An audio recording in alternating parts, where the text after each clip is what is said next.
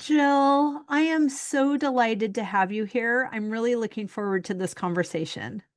Hey, Wendy, thank you for having me. I just really enjoyed the work that you've been doing. I've gotten to listen to several and have been highly blessed. Thank you so much. Oh, thank you. I'm highly blessed in this process. This podcast is the most fun and fabulous thing of all the fun and fabulous things I do. That's great. It's That's really great. fun. And I How have to did you say, oh, go ahead. I'm sorry. how did you get started into into the podcasting and into the niche that you're in? Oh, that's such a great question. I had a wonderful virtual assistant that was encouraging me to start the podcast, and I was a little bit slow in that process. Sometimes it's hard to believe that you have enough to say, and now I think, oh my gosh, I can't stop talking. And so I was really grateful for her persistence. And then as I was gaining confidence in the idea, I mentioned it to a friend on one of my trips to France. And she lives in France and has a chateau there in Normandy. And I was going to be coming back to visit her again a few months later with my daughter and staying there for the month. Her name is Jane Webster. And she suggested, oh, well, we should record an episode when you come back. It's like, great. She said, oh, we could do 30 episodes in 30 days. Okay. She's like, well, we could just start right now. Okay. Just let's go on Instagram and tell everyone. Okay, sure. So we did, and we did. And so we Wow. co-hosted that podcast for about 7 months. And then it was time for her to complete, and I was just getting started. So we are now, it's been 4 years. I have never missed a week, and we now have 2 episodes a week, which is so exciting. Oh, good. And who would you say is your primary niche? Who are we talking to You're so today? fun. I feel like I'm being interviewed for my own podcast. Sorry about No, that. I love it. It's great. I do have to say as well, I love your accent, and there's something about a Southern accent that makes me have one. So I forgive me, listener, if all of a sudden I start to drawl, but I am so captured and magnetized toward that accent that I can't help myself. So I'm trying really hard. Okay, so I would say I believe that my listener is primarily women that are in midlife and in some sort of transition, reclamation, rebirth, reimagining, reinvention situation, which is, essentially me 5 years ago. So, Yes. just coming to this understanding for me personally that the person that I was waiting for to give me permission to live the life that I wanted was me. Oh, As that's a soon great as thing. I realized that and understood that I had agency and that I was the only person that was keeping me away from what I wanted, even though I could put a lot of other people's faces or names on that, it was actually me. And when I came to that realization, I could not unknow it. And here I am. Like There you go. I've just have kept going ever since. And it's been 6 years, and I am obsessed with the woman that I've become. I love that. That's beautiful. Thank you for sharing that. It Oh my helps me to gosh, know in the thank you for interview, asking. you read things, but I just really wanted to hear it from your own mouth. And sometimes I found that podcast hosts haven't really shared that recently with their own listeners. So, Yeah, so now everyone knows if you're in the right room or not. But yes. I think if you're here, you want to be here regardless of what's happening in your life. I know there was a spell. there when I was newly separated from my husband, that the majority of women that were coming either to do solo retreats at my bed and breakfast or going on my trips were also sitting in the question of their marriage. So then I Yes. think for people that were happily married and growing and evolving together with their life partner, they were a little bit nervous to go to Paris with me because they didn't know what was going to happen. But um, it is not, this is not a slippery slope to divorce court. But if that is something that you're sitting in the question of, then I'm the girl to help you answer some questions if that's in I service. love But that. it's, really those kinds of reinventions or just creating a new thought system around an existing situation or wanting it to grow and evolve together with another person. Those, whatever that transition is, whether your kids are now at college and you're empty nesting, or you're transitioning out of working full time, or you're transitioning out of a relationship, or you've just decided, I want more.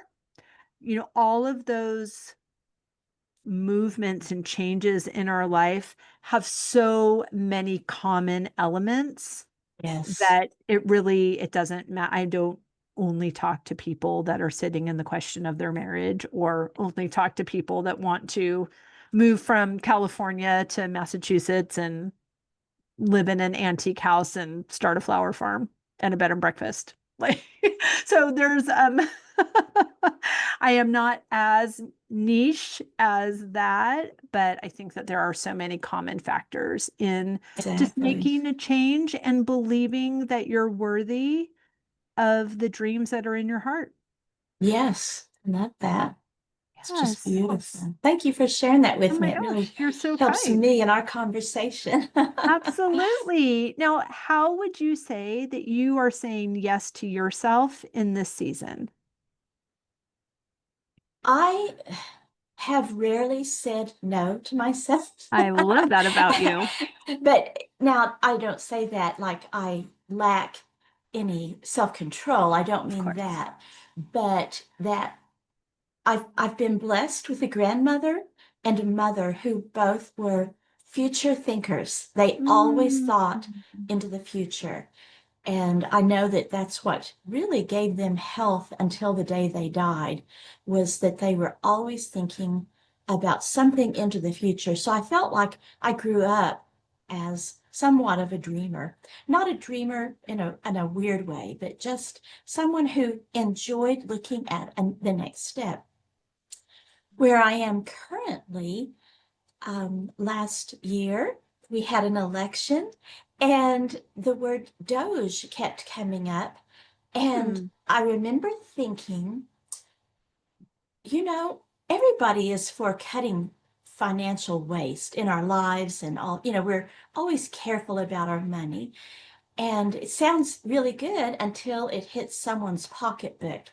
And I just knew that was going to hit my pocketbook because for about 4 or 5 years, I've done coaching, but I have been busy with an organization who has sent me in to do leadership coaching and teacher coaching into schools, and I'm paid for it with title funding. And so I figured that's going to hit me. And I just decided right then that whoever it hits will have a choice to make. They'll either become a victim or they'll be the victor. And I chose in November of 2024 to be the victor of my life. I'm not going to complain about anybody else because I have seen time and time again that something comes into our lives that's negative, that's really the door to beautiful, wonderful things. Whatever someone might have meant by it, it's my door.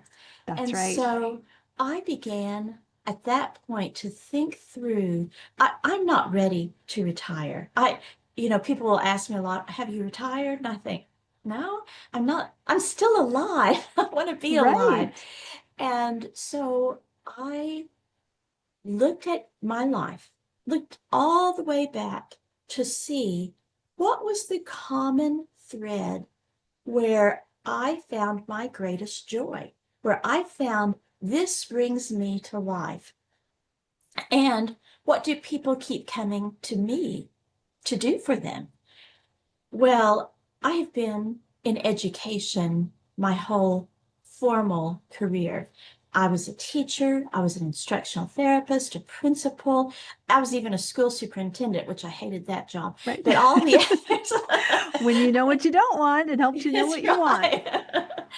And when I looked back, I realized I have always been involved in helping someone be successful in the next season of their life. If I was a teacher, Ooh. I wanted them to be successful in the next grade.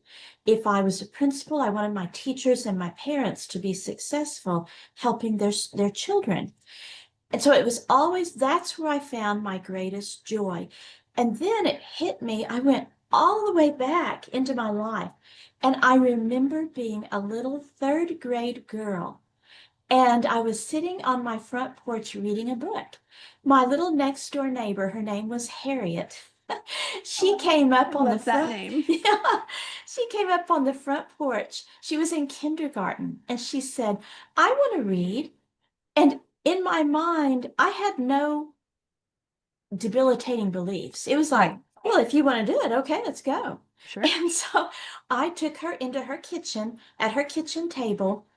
And for a week, I taught Harriet to read, and she really did learn to read. Oh. And so I knew at that point I had become a teacher when I was 8 years old.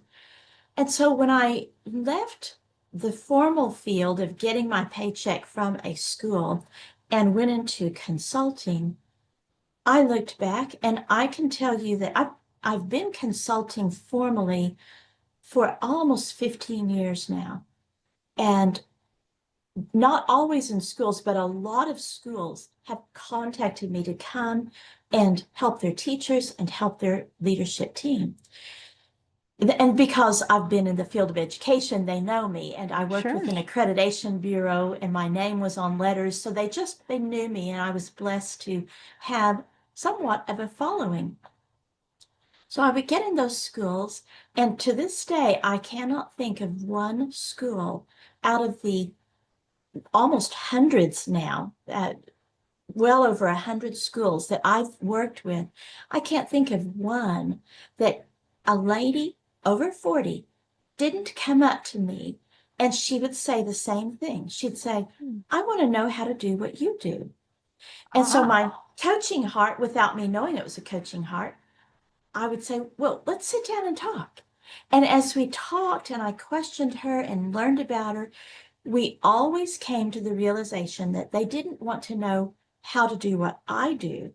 They were just at a point in life where they wanted something different. They were ready for something different. And that happened all the time. And it still happens. Now it happens with women that are even younger than 40. About 3 weeks ago, I had a lady call me. She was 24. brilliant. And she said, Jill, I think I'm in the wrong, I've studied, I've got my degree, and I think I'm in the wrong field, and I just need someone to hear me and guide me. And I said, Mm. do you know what I'm doing? Because I've been already building this course to be a victor, a coaching course. And I said, do you know what I'm doing? She said, no. And I said, well, your question is right up what I'm doing. And so I've been working with a 24-year-old and finding her purpose in life.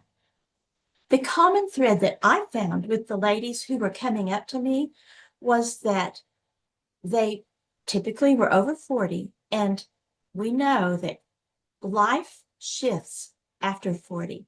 Marriage Significantly. changes. Yes, you get marital changes, whether you divorce or you're widowed or even just an emotional shift. You know, there's Hmm. something different.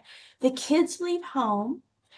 You get aged out of your job sometimes, and you've moved your elderly parents in with you, or you're taking better, closer care of them. And it's like everything shifted, and suddenly these women don't know, well, who am I now? Because what I found was we all tend to put our purpose in the roles that we're living. But Mhm. roles are assignments that are temporary. And we need to go and find our real purpose. And we can live out our purpose within those roles. The roles are great, but we shouldn't tie our identity and our purpose to the role of being a wife, a mother, the chief snack provider at the soccer game, whatever. The Uber We, driver and the ATM yes, machine. Yeah. exactly. Those are roles, and we're blessed to have those roles, but they're not our purpose. And if we put our purpose there, women enter a period of depression, or Sure. are very prone to, I should say, when all of those start to shift and slide. So I have started a new course that is, I'm so excited about it. And just when I started telling people, I was getting clients immediately. I thought, I'm not finished Yay. preparing it yet. That's okay. But Let them in. that's right. The end might shift a little bit once you know who's in there. Exactly. And I know it will. And that's Right. exciting. So I began getting these clients because we all are seeking this after 40. When life has shifted, we want to know, am I too late? Am I too old? Have I missed the window? Never. No. You look back and you see Harlan Sanders, who started Kentucky Fried Chicken when he was in his 70s or 80s, and Grandma Moses, and my own grandma. She was about 75 and she moved into an assisted living center. She needed no assistance, but she said, Jill, They needed her assistance. exactly. She said, I just love living among all these old people. Oh She my wasn't one of gosh. them. It's so funny. And they had classes there, and she wrote her first book. She started painting, and we all have paintings in our house now that grandma painted. She wasn't world class, but she painted. And the book is a little hard to read. I keep thinking, I want to dig into her book and rewrite it for her. Mm. But she wrote it. She wrote, she painted, she lived. And I just love that philosophy of just keep living. So she'd been through a terrible shift at 40, 40 years old, exactly 40 years old, Wow. when her husband, that she dearly loved, all of our pictures of them, they're arm in arm, smiling and laughing. In pictures in the 30s, you don't see that a lot, but 30s and early 40s, her husband took the four oldest kids out to the farm pond to swim, and grandma stayed home with the baby. And all of a sudden, the three of the oldest kids came tearing onto the wooden porch to report to her that big sister and daddy had been in the pond and they didn't come back up. Oh And my gosh. that was a shift of life. They were itinerant farmers, and she couldn't do that anymore. She couldn't be an itinerant farmer. And so she had to move to the city, which was Oklahoma City.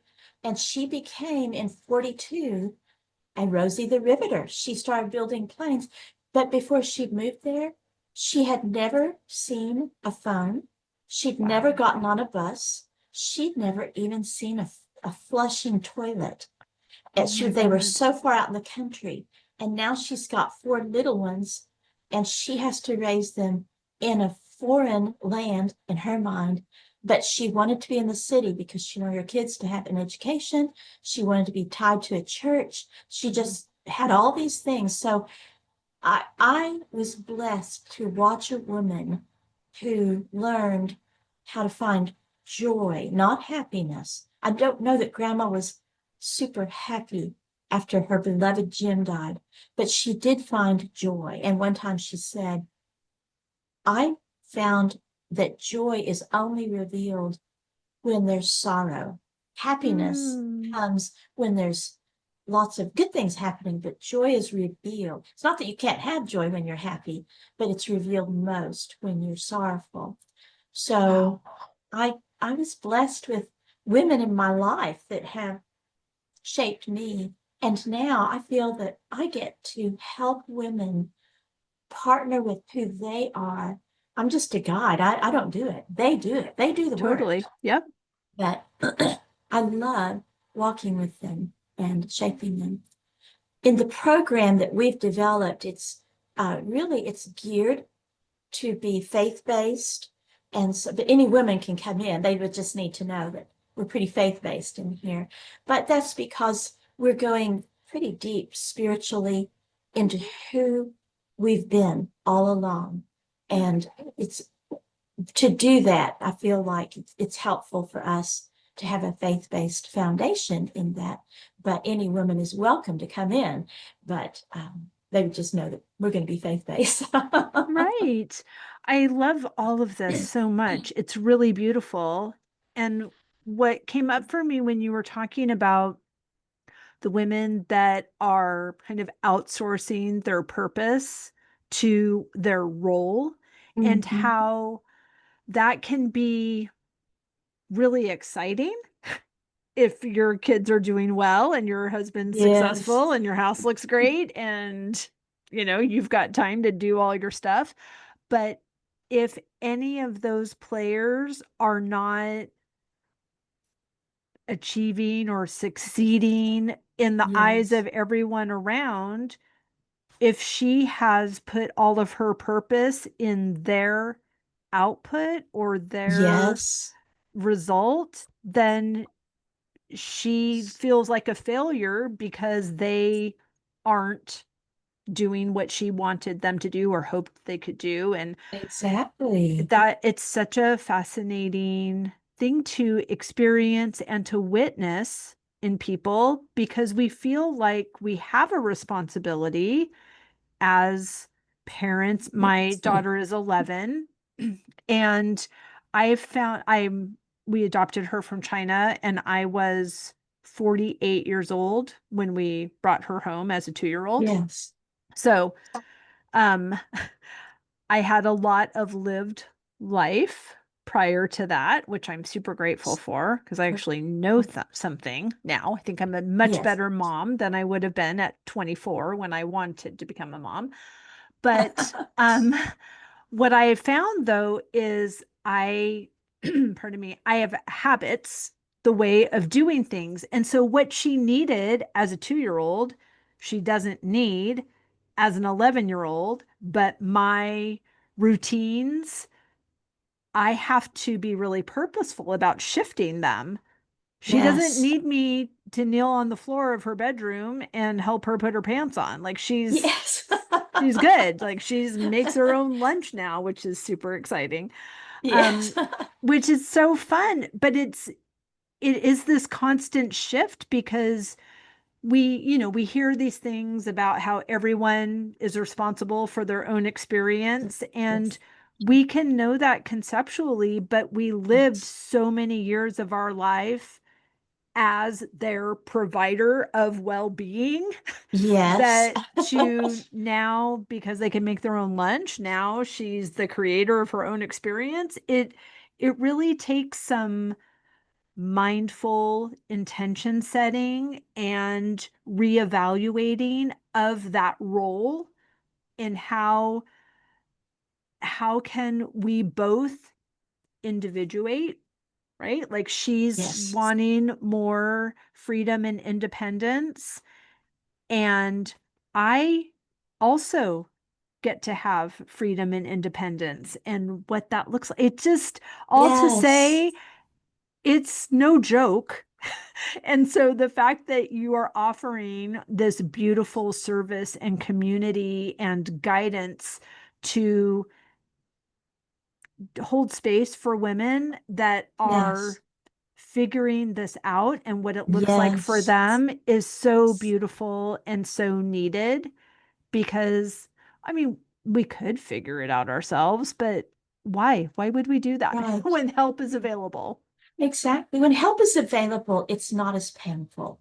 That's the Right. beauty of it.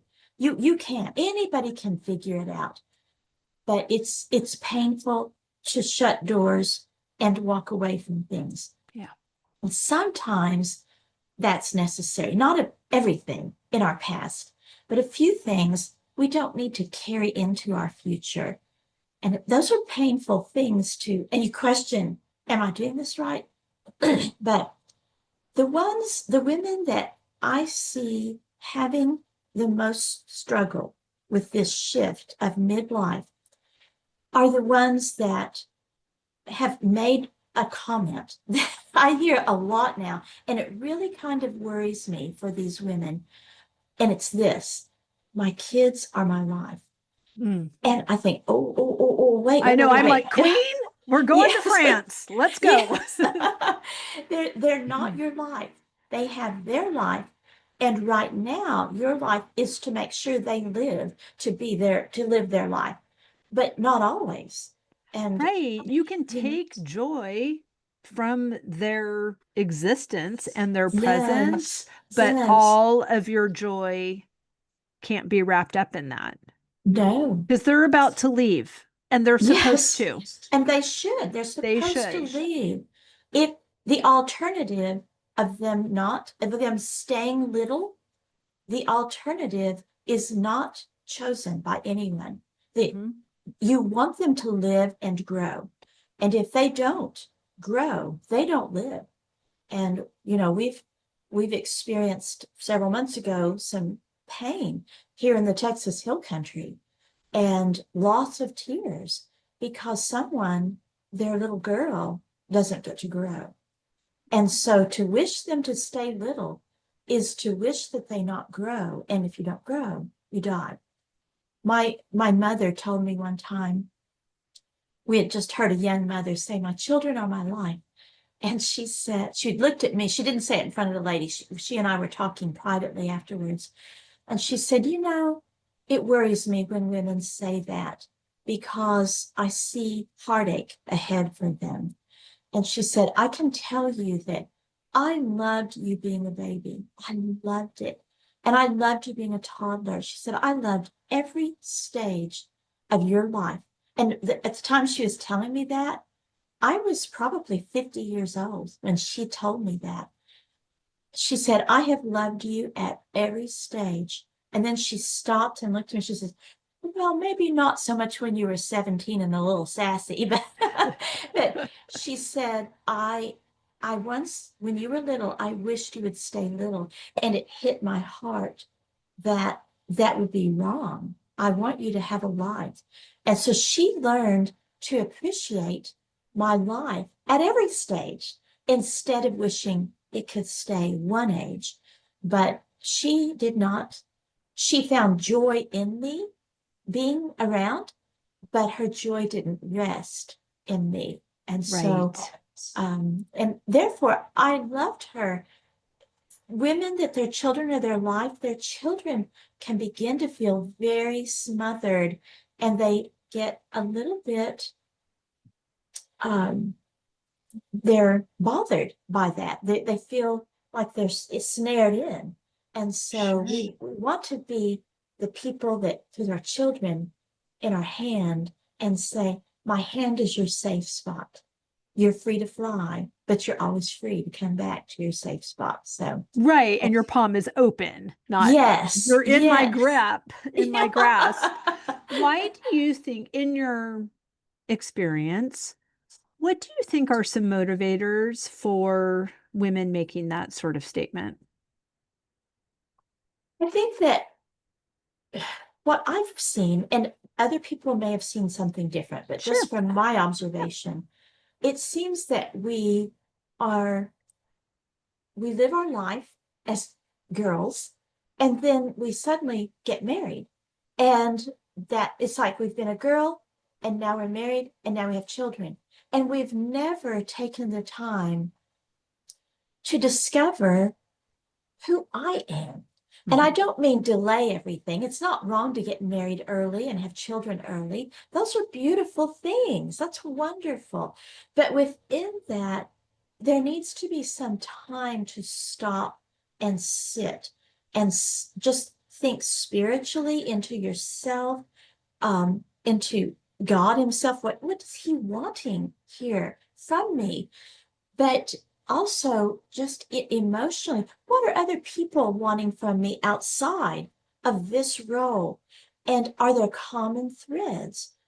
When we can do that, I think we can jump through the shifts of life much easier. The shifts are always hard. When the shifts that I went through were painful, and I have journals that I can see my pain. But because someone had guided me as a girl, and then as a young woman, and then beautiful mentors in my life, because I've listened to them and have been so open to what they're trying to say to me, I can see even in my journal the pain at first, the anger, everything is there. And if you read it, you see the shift.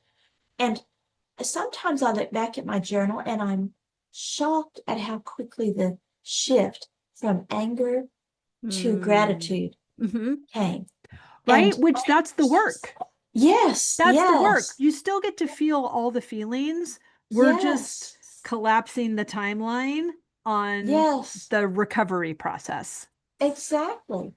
And if we will let the recovery happen and learn to be grateful for Yeah. what I did have and now what I do have, one of my most painful hurts was being aged out of a job Mm. that I thought I would be in until the day I died. I loved being a principal at that particular school. I loved my team. I loved the fact that I had taught the parents of some of these kids. I'd been there that long. And a new shiny thing arrived on the doorstep of the school. And some of the leadership was just so enamored by her. But I had enough common sense to see there's something amiss here. And so my failure was that would, I kept my eye on her, what was wrong with her.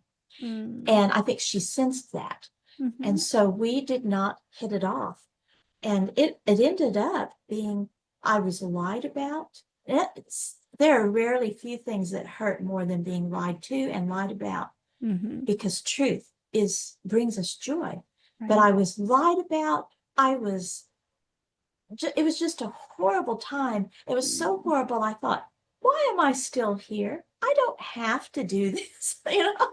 And I just resigned, and I didn't know what I was going to do next. But I was so mad at her and at my boss, who had known me for almost a quarter of a century, and he believed a lie. And I was From just a so, new girl, no less. yes, I was so angry. And that's a lot of times what women go through in marriage. That you've known me a quarter of a century, and now you get this new girl. Mm-hmm. So there's this common thread that happens. But within months, I can see in my journal that I was turning to be grateful for the new girl, because Totally. the life that I lived after that it was like, I finally am living. I am Yeah. happy. I'm healthy. This is great. I love this life. And I could be grateful for my boss, who had given me so much. And all those opportunities he gave me, I use them now. I'm good. And relationships are restored. And I think Yeah. that they're restored because I began to look at them differently Right. and to look at, what can I be grateful for? Yeah. So I think that a lot of the shift of life is we're not always taught to be grateful for what I was, what I had, and what it provides for me now. And so, Yes. you know, Yeah. I'm asking those questions or reframing something that we say is happening to us and reframing that to knowing that it's happening for us. And yes. then, Oh, love that. right. And then grabbing the journal, like, I'm Yes. so happy this is happening for me because, and Yes. the first entries can be a little sassy, but Yes. then if you just stick with it and you go deep down, even 5 levels. It's like we, on a recent podcast with Veronica Derillo, she was talking about like you just go in like 5 whys. And Yes. well, why is that? And why do you want Yes. that? And then why do you Uh-huh. want that? And what, so how is this working for me in on my behalf? Yes. Sometimes God needs to get our attention and it's in a really big way. And Yes. and then you can see, oh, there were some hints about my time here being ready to complete, and I was not Yes. available to take those hints. So they just No. got bigger Yes. because God is calling us to the highest and best version of Oh, ourselves, and that he's creative. So, of course, yes. that is evolving and creating more movement. It's not the Yes. same thing just for all of the years. Yeah. And when it's time to move, it's time to move. It is. And he only wants the best for us. Right. But we're so self-sufficient that we can't always trust that. And Right. you're right. I knew 2 or 3 years ahead of that that I really, really wasn't that happy in that job. Right. We're And so I free, we can choose bondage. exactly. And when I was freed from the bondage, it kind of made me mad because I found security in it. Totally. But almost immediately, like I called 4 of my major mentors in the field of education. All of them were men. And I told them what had happened in a general sense. They don't need to know all the Right. categories, but I told them a little of what had happened and I had resigned. And they were shocked because I had been there so long. They couldn't picture me anywhere else. Mm, But they all said, we'll pray for you. And one of them, though, called me 2 days later. And he's the kind that puts feet to his prayers. I He like said, that. yeah, he said, hey, Jill, I talked to my board and we want to offer you to come down to San Antonio. I was in Oklahoma at the time. We want you to come to San Antonio and for the next quarter, just be at our school and coach our teachers and do any leadership coaching. I mean, this was like God saying, this is the way, walk there, do that. And Right. I it didn't hurt that I loved San Antonio already. And I got down Well, there. that's a gift right there. Yes, That's I a got down niche. there and it was they had the school had a mother. Well, no, she wasn't even a mother. She was a donor, single lady. And she was a JAG lawyer. And she was on a case in Florida. She was going to be gone for 2 years. And Wow. she let me have her house. And it was all Right. decorated in Asian decor. And that's never been something I've thought of Asian. You can tell I'm a little bit more French and English in what I do. But this was all Asian. And one night it hit me. God has brought me to Asia for my honeymoon with him. I was all alone. There was no one with me. It was just me in this house with God Oh my and doing work that I gosh. fell in love with. Right. I ended up after that quarter was over. I said, "You want me to move down here?" And they were, "Yes." And I moved down, and that guy helped me actually start overflow coaching. That's what I do. And I work with them some. If they call me, I always go help them because they Amazing. helped me. But that's not, I don't do just that anymore. But that was my door. So when we're uncomfortable, it is time to start thinking and wondering. I was uncomfortable enough that I actually asked for a sabbatical summer, the summer before my last year there. I didn't know it was Mm-hmm. going to be my last year, but I was like, I can't do this anymore. I have to have a sabbatical. And even when Right. I went back, I was crying. I did not want to go back, but I did. I had security there. Right. But Well, it's like anytime that we make something else source, we're yes, going to be disappointed. yes, Right. And exactly. that's such a beautiful reminder, whether it's you're making your client source, or you're making your job source, or your spouse, or your kids, and all of your joy is wrapped up in how this thing is going or how it's not going. Yes. That's our reminder. That's our wake up Yes, it call is. to shift our perspective, because there is immeasurably more than all we ask or imagine on the Yes, other side of exactly. trusting this process and trusting how we feel. It's this internal guidance system that is our Yes, emotion that right. we can, of course, think our emotions away and talk our emotions away, but you can't feel your emotions away. If you're feeling your emotions, then Uh, they are they're guiding there. you to Yes, where you're supposed to be, and to trust yes, that when conditioning or limiting beliefs could say, oh, you can never trust your emotions. You have to use logic. Logic is the only thing that you can trust, which is so silly because it's subjective. and It's and men tend to say that more than women. Of course they do. Right. Especially, right. Not 40 plus women don't say that anymore, for sure.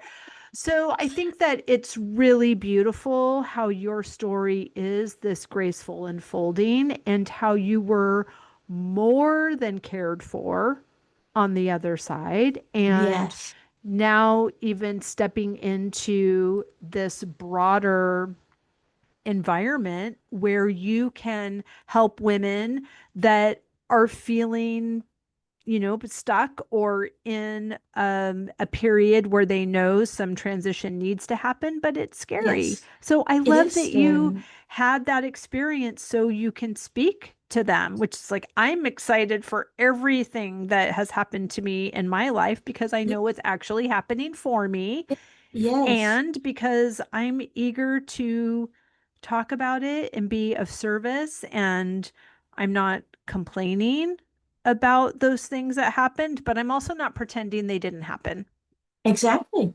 They are a part of us, Hmm. and they make us into who we are. We can't Hmm. deny those things.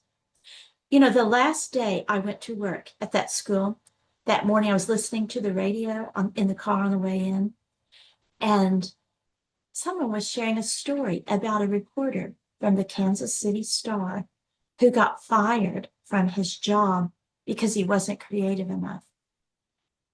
And he moved. He was so heartbroken because he always wanted to work for the Kansas City Star, but now he's fired and he's free to do what he wants, maybe some other thing. So he moved to California and he built Disneyland. It was Walt Disney. And Amazing. and Not he wasn't creative creative enough. enough. Yeah. But he got all of his wealth. And then you know what he did with his wealth? He went back and bought the Kansas City Star. I love And it. that was my last day. And it was almost like I was getting a little message from God that, Jill, this isn't the end of your relationship Right. with this school. I'm going to give you other opportunities to be a greater blessing to them later on. And Wendy, it actually happened. The head of school, the school is over 50 years old. It's a private school, and they are 53 years old. And they've only had two heads of school in all the time that they've been Wow. in existence. And it was a father and a son. So there was always the same Wow. name in the seat. But the son is retiring. And he announced it about a year ago. And I had met this person in all of my journeys. And I thought, he's the one. He's the one to be in that seat. And so I called them, I called him, and nobody seemed to be interested. So I just let it go. And all of a sudden, you know how paths converge and things happen? I'm getting calls from everybody. Tell me about this guy, or the guy calling me and saying, tell me about this school. And I thought, oh my goodness. And so I'm just telling everybody about him. And they ended up hiring that guy. I And love he's like it. the perfect fit for the future of that school. And it almost, well, not almost, I felt like God had redeemed my story because Right. I've kept my mouth shut about all that happened. They do know Hmm. that I'm not super fond of somebody there. Yeah, or I Right. wasn't, and I like her now. She's fine. Sure. But uh Right. All the work but was on your side. yes, but there were people there that I just know thought I got fired because I kept my mouth shut. And I've just had to live in that and know that I Yeah. wasn't fired. But at their banquet this year, they introduced the new guy and they interviewed him with a video. And the video is 20 minutes long. And I didn't go to the banquet. It's in another state and they're doing their thing. That night, I started getting emails and calls. Thank you, thank you. And I'm thinking, what are they thanking me for? But I you're had no welcome. idea. And so someone said, have you not seen the video? I said, no. So I got a link, and both the old head of school, the old school superintendent, and the new one spent probably in the 20-minute interview, spent 12 to 13 minutes talking about me Oh, and how God Jill. had used me to tie them together. And the one who's retiring kept saying, God has used her so much in our school. We are so grateful for her. Mm. And I thought, oh, my story just got redeemed in front of everybody's ears. And it was And just, you didn't have to do it. no. So Gosh, I it's all share that. so yummy. Oh my gosh. Oh, I love how you asked for help of these mentors. I love that three of them just gave the I'll pray for you nod, like check that off my list. But somebody yes. else put feet to the prayer, which is so beautiful. And it required vulnerability on your part, but that person was you were all just cooperative components in all Yes. of this beautiful orchestration of the universe, Hey, bringing yeah. all of these gorgeous things together that Yes. is 1,000 times better than It the is. way you Yes. could have done it. The fact that your story was redeemed without you telling the story, and how all Yes. of those people got to come back to you and call you into, oh, it's just so beautiful. And I love even that in the retelling of the story, it reminds you of that deep faithfulness of God. You don't have to worry about anything. Yes. Yes. It's all I'm fine. And Right? Like worrying is a decision, and it's yes. like catastrophic waste of time. It's Yes. like And I don't praying even know for that I'll have something, tomorrow. right? It's like praying for something that you don't want to happen. So why would you do that? Exactly. Just Yes. lean in. And if you're feeling like you're at a crossroads, then close your eyes and go deep and just Yes. ask, Yes. where would you have me go? What would you have me do? What Yes. would you have me say? And to whom would you have me say it? It's just beautiful. And I learned in that time that if a door figuratively appeared in front of me, I would put my hand on the knob and I'd say a quick prayer, lock it or open it. Right? And if it was locked, I'd walk away. Mhm. If it didn't open, if it opened, I'd walk in it and just be in trust. And because of that attitude, life has Yeah. opened up to me so beautifully, just Yep. walking in a door. Yep. So That has been anyway, completely my experience as well. In the last 3.5 years of my divorce process, it was a uh-huh. 3-year process. And people would say, like, how are you doing? Like, how are you doing all of this? And my initial response would be like, I have no idea. Like, it is magic is happening. But I needed to really be thoughtful and aware and change that answer because I know exactly how it's happening. Yes, I've yes. stopped driving and I am just being led. I have decided to be guided and I'm trusting that. And when an opportunity, like you said, when a door, I'm like, sure, yeah, I'll do Yes. that. Oh, you want me to Yes. lead a trip to France? You betcha. Oh, you want Yes. to do Uh-huh. something together? Sure. Oh, you want me to do I'm collaborating with a woman for May of 2026.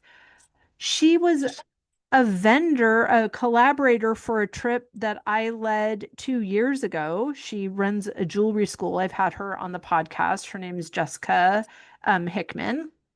And she's from the UK, and she and her husband bought a chateau in France during the pandemic. And she built out one of the barns to be this beautiful workshop. And she opened a jewelry school, a jewelry making school, and she does these week-long foundations. So if someone wants to start a jewelry business or they just want to kind of deep dive into this beautiful art form, but people were asking her, "Oh, can we stay at your chateau or where should we stay?" And she's like, I'm not a logistics person. I make jewelry. So she contacted me and said, "Can you do like the part that you do and I'll fill the days? I'll fill the itinerary and fill the trip?" Sure. You betcha. My Yeah. pleasure. Oh, So do you love that? the fact that I am just kept saying yes to myself, which is Yes. what I'm clearly doing. And it's just unfolding in ways that I could not imagine. Another woman I had on the podcast, I ended up having such a beautiful conversation with her and a follow-up conversation, and she's delightful. And I said, "Ah, I feel like I should write your mother a thank you note because you're so lovely." And she's like, "That's so funny. I was thinking I should connect you two." So we had a How Zoom, I funny. know, we had a Zoom coffee date. And then in our conversation, she asked me if I do any private trips to France. Sure. She's like, "Great. This is what we want to do. This is when we want to go. This is how long we want to be there." Okay. So I Wow. took them just a couple months ago and spent 2 weeks with private clients. Like, okay, How wonderful. sure. And so did I know all of that before I started a podcast? Oh, you're going to interview someone whose parents are going to go on a trip. No, I didn't. Yes. Like the yes is just the next logical step. So you Yes. didn't wait until, well, I can't leave this job until I know exactly what's next and exactly how much Yes. money I'm going to make and exactly what that's going to look like. You just said Yes. yes to the next logical step, and it continues to be this beautiful, graceful unfolding Yes. because that's how it works. Yes. For your ladies that know the scripture, I consider that my Abraham moment. When Mm, God said to Abraham, get out of here, leave, and go to a place I'm going to tell you about later on. I was right. like, oh, that's a scary thing, but it's so beautiful to just walk in that and find your joy in that, the freedom and the joy. It's wonderful. I've Oh my loved gosh. visiting with you. I have loved this conversation as Yes. well. Please tell Yes. everyone where they can find and follow you, how they can find out more about this amazing program, all the good. Wonderful.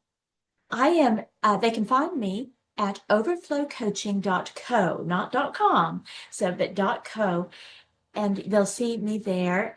The program that is currently um, running, and by December, when this probably airs, there will be probably a couple of other programs that are smaller and kind of steps into that. But the major program that is working right now from the women that I work with is called Becoming Her Again. Mm. And you can find that on my website and see how, and we've priced it so that it fits your budget. So it goes from, you can be self-paced for a lower cost, and 4 different steps. The highest one being, if you want me one-on-one every week and you want to come to our annual retreat and you want to do all this, there's a higher cost to that. But it's not because they're any more special. If all that someone can do afford is the very self-paced program, that's great. I'm there. And so I'm excited about what the women I'm working with, what they're doing in their lives. They are making a difference, and I get to guide them. They're the hero, and I'm the guide, and That's I love right. watching them. Oh my gosh, it's perfect. Well, we will link everything down in the show notes. But thank you so much for Wonderful. your time, Jill. I've really Thank you, enjoyed Wendy. this. I look forward to visiting with you soon again. Yes, thank you.